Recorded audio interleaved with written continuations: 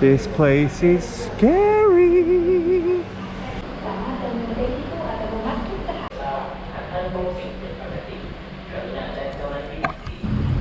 Why is it so quiet? Now obviously that's a joke, horrendous sense of humor, horrendous situation.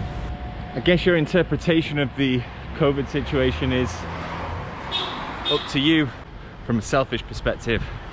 And for me, from a societal perspective, I don't see how it can be good to be shutting the country, shutting businesses. Not just in this country either, in any country. I owned a small little coffee shop in Manchester, like I dreamed of when I was younger. That small little coffee shop, Bobby's Coffee, and it got shut down because of this. Then it's gonna cause some big problems. I think after a year of it, the fact that it's still happening isn't good. From a selfish perspective, I want to get in the gym. Don't take the gym for granted. I've been going to the gym 15 years. I guess it's the equivalent of like taking toothpaste away. Imagine having to brush your teeth without toothpaste for a year. Not just the aesthetic results that you get, obviously that's one thing, but the mental clarity and the mental support. Oh shit. I'm acting like there's loads of cars around. There's literally nobody. It's just what life is like nowadays. The mental stability that it provides to have that as part of your daily structure and to know that you've got that to look forward to. And trust me, when you get to my age, 57, you don't have, oh, she smelled very nice. Kind of a nice aroma style smell. It's unusual. Kind of like Tiger Balm. Do you know Tiger Balm? I love putting it on my nose when I'm feeling not so well, although sometimes I feel like I go a bit too far, man. My nose feels too cold. Don't take the gym for granted. I do those home workouts. I have no issue finding the motivation to do a home workout. I mean, it is what it is, but it also isn't what it isn't. You know, there's only so much you can get out of it. Look at this gorgeous architecture here. Look at this antique bus. What a beautiful bus. I live up in Sukhumvit. A lot of foreigners live up in Sukhumvit. I say up in Sukhumvit, it's a big road. I actually thought it was an area, but it's a big road. And it's convenient down there. Everything you could need. I got a Lotus, Tesco for all you Brits. Got a Tesco everywhere I go. Every country in the world I've demanded that they open a Tesco right near my house, and luckily in most of them it's happened. In fact, I saw a video of Pharrell in Koenji, where I used to live in Tokyo, and as he was walking there was a Tesco behind, and I was like, and then I moved to Koenji and I was like, where's that Tesco that Pharrell walked past? And I found out that the Tesco actually pulled out of the Japanese market a year before I arrived. So you can imagine how devastated I was. But I always say when I'm walking up here, this is my favorite area in Bangkok. This is the part of Bangkok I like, this like old school part. I'm not just talking about the architecture, I'm talking about, I mean, the architecture is beautiful. You know, most countries have their own specific Tanon Sanam Chai. Most countries have their own specific architecture, their own aesthetic, don't they? But yeah, and these are beautiful. These like sort of like a lot of gold, very shiny, glistens in that Bangkok sun. Look at that beautiful sun. Look at those beautiful black clouds over there. But I always love being around here. I like the atmosphere better. I say the atmosphere, I don't really mean amongst the people, I mean the atmosphere, just the feeling of being here.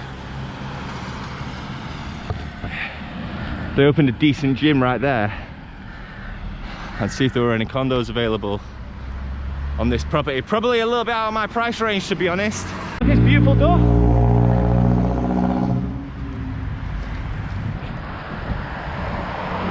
It's a beautiful door on a jar.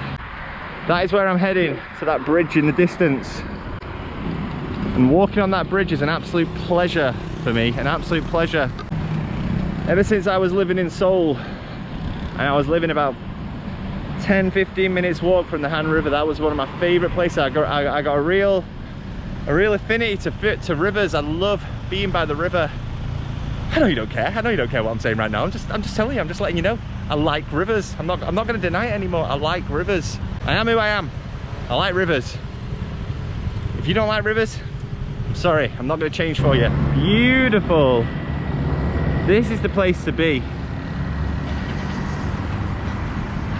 God, it's hard to imagine this place with tourists anymore.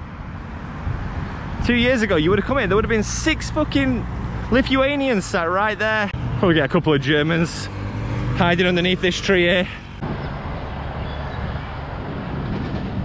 I don't like running that much, to be honest. The tuk-tuk driver wants me to get on. Sorry, cab. I'm okay, thank you, sir. I'm okay, thank you. It's not like I don't want to help.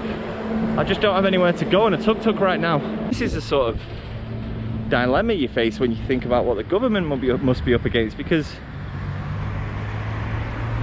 they keep closing stuff, man. People are losing money. I'm not going to go into my feelings on this virus, because I don't like politics, and I don't like that comment section underneath. It scares the crap out of me. I got some aggressive comments about the way I was wearing my mask once. It was ripping the back of my ears, lads. It was ripping the back of my ears. So I had to sort of cut it and then sort of tie it around my head. Thankfully I found these bigger fit ones now. And I must say, they flatten my jawline. They flatten my jawline nicely. Literally, no one but me walking around the streets, but I'm not doing anything wrong before anyone comments. You are allowed to go for a walk, and I'm wearing my mask. My beloved mask. Oh God, here we go.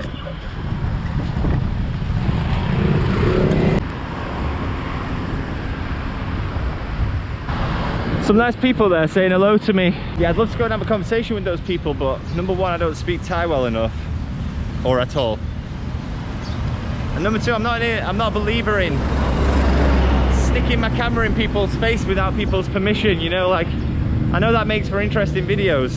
Unless I was with my wife, who's obviously, she is Thai, and we can ask their permission. I don't want to be... Oh, hello mate. These Thai hounds, man, they scare the shit out of me. They just come out of nowhere. They don't care about me. Just getting on with their day, aren't they? Khao San Bangkok, I might be near Khao San Road here. I've been to Khao San Road since I got here.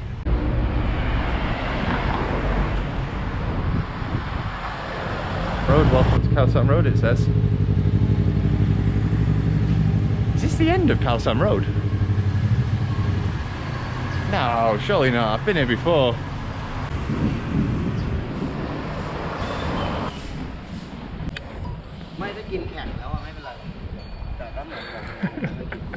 I've been in there before. And they've done all this up for anyone who's interested. Of course, you're probably not, because you don't actually look at the floor that much, because there's so many people here usually. So many memories. It might have been up there that I was with my boys when I was young. Oh man, the good old days.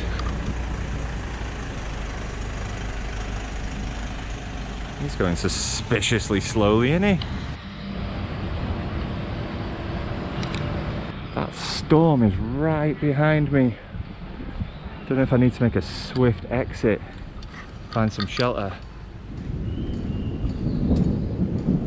Oh God, that is scary. I came on a couple of trips here before I started coming with my wife, and once with my brother, once with my friends. That trip with my friends, I mean, the trip with my brother was great, but I was still figuring everything out a little bit. The trip with my friends, I would say, was the pinnacle of life. That's what I describe it as, the absolute pinnacle of life. You know, just when everything's at that perfect place. In terms of just being a guy with your boys that you've grown up with, that was it was untouchable. I loved it so much. I'm going to loop around because there's another street adjacent, isn't there? For a year I thought this was the best place to be for this COVID stuff, because everything was open, but now everywhere else is getting back to normal. Happy for you. This place is nowhere near that. And then when you see places like this and you remember the olden days, it's far, far more depressing being here than being somewhere where it's just, you know, more of a, what's the word, more of a traditional city, let's say, that doesn't rely on tourism so much. Now, if I'm not mistaken, there should be a little roundabout right around this corner. a little roundabout here, and then we're going to take a left into that sort of quieter side of Khao San. I don't know if it's actually still called Khao San Road, but here it is. You've remembered well, my friend. Very impressive.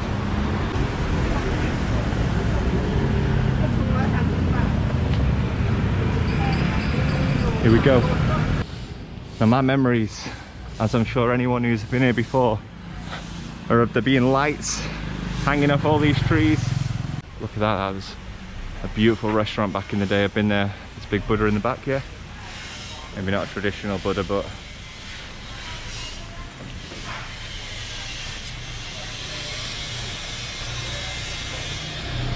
certainly a feature. Don't know if any of the nomads who follow the video, nomads like myself, can relate to this, but you come back to places that you've been in the past in much happier circumstances. Been here for a nice meal with my wife, first time we came to Thailand together. Been here with my boys, been here with my brother, and now I'm here like this. I guess it's the equivalent of standing outside a club in the middle of the daytime. It is 2 o'clock, but I like atmosphere. And I didn't live here before COVID, so I can't say like, oh, I'm happy that the tourists are out of the way, because that is part of what I remember from Bangkok. You know, I'm not saying I love walking around in crowds of tourists, I'm saying it's all part of the atmosphere. And now it just seems empty.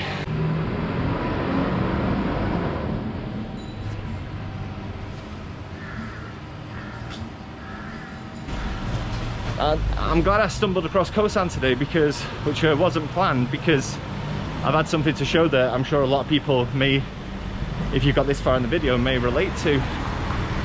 But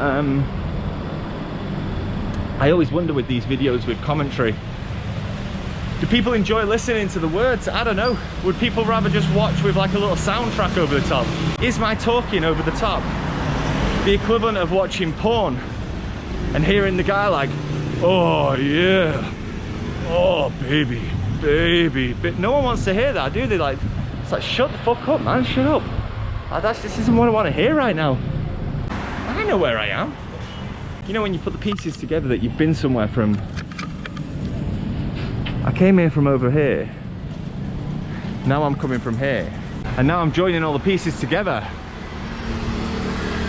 It's fantastic, because that's what I love doing.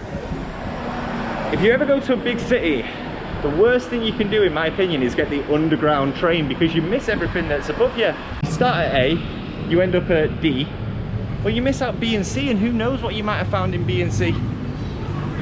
B and C are sometimes the best places to be. So I guess my number one piece of advice, my number one piece of wisdom from this video, please, if you take anything from this video, look at this beautiful canal. The Venice of the East, they call it. If you take anything from this video, just think to yourself, get your distances in your head. How far is 2 kilometers? It sounds a lot. It's not that far. When everything you're going to see is going to be brand new, it's not that far to see 2 kilometers worth of new world. Don't lock yourself in an underground train where you can't see anything. Get up. Do that one more time with the sky. Don't get in an underground train where you can't see the world. Get up.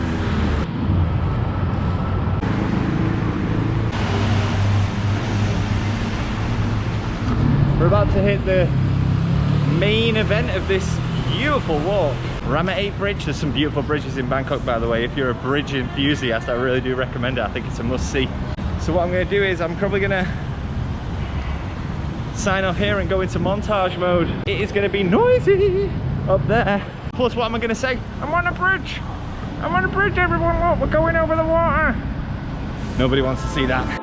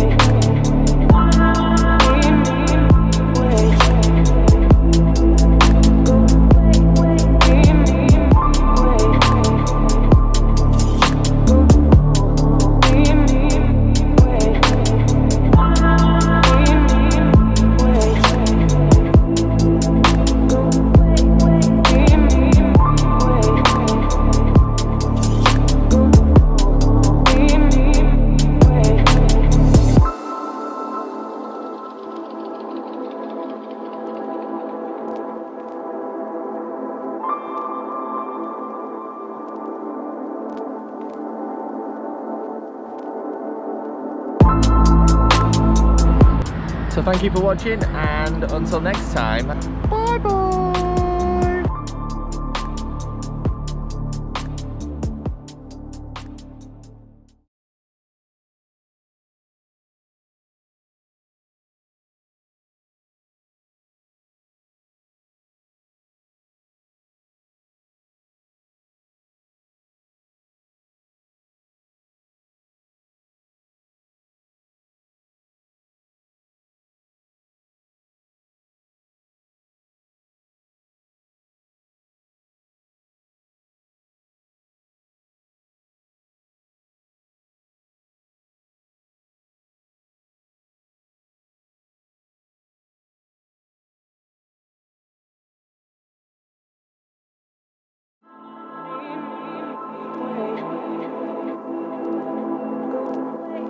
Leave me